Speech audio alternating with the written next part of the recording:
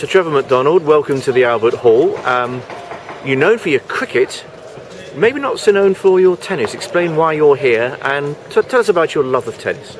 I'm here principally as a patron of Give It Your Max, which is a charity which seeks to give young people a chance to play tennis, a chance to enjoy the glory of a wonderful game. And today, especially, a chance to have a hit with people like Virginia Wade, Tim Henman, Heather Watson. And that, in a way, is the core value of what this charity does. We don't aim to say we'll produce the next Wimbledon champion. That's not really the aim. There are lots of other bodies who work, the Lawn Tennis Association, other tennis bodies. They try to train the really, really talented people to play tennis and to move to championship level. That's not our aim. Our aim is simply to give young people the chance to enjoy this wonderful game. As you say, I've had an associate with tennis for a number of years. I've played tennis. I still play tennis. And it's wonderful to be able to share that, the glory of that, with young people. And today they're having a chance to do it. And these kids look really, really great. Now, your great cricket hero is Sir Frank Worrell, obviously. Very well known fact, you've talked about that a lot. What about tennis? I have loved, Virginia Wade talked about, and Tim Henman talked about Rod Laver. I love Rod Laver. I love Stan Smith. But I've watched them all. I've loved Pete Sampras playing. Bjorn Borg was fantastic.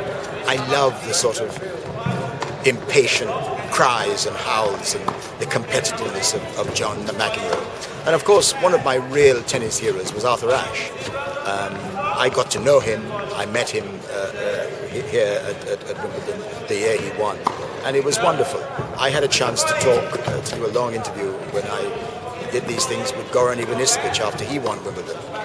And to hear what tennis did for him, he told me the story of his father coming to tennis tournaments. And when he won, the father would take the check away to go and help look after a daughter back at his home.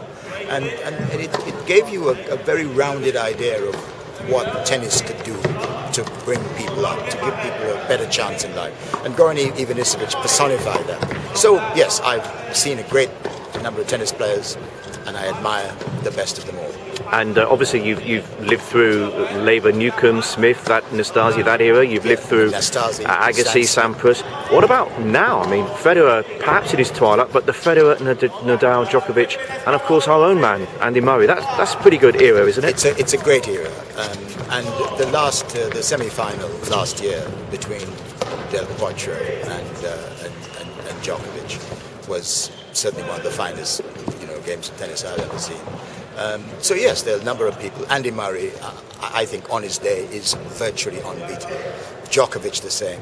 And of course the great artist and the one that we all love, Roger Federer, is still there. We are very lucky to have so many wonderful tennis players. You're right, we're living in a golden age for tennis. And finally, Sir Trevor, who would have thought it, a British Wimbledon champion? It's taken a while, but it's happened. Happy days for British tennis. Happy days for British tennis. We've come very close.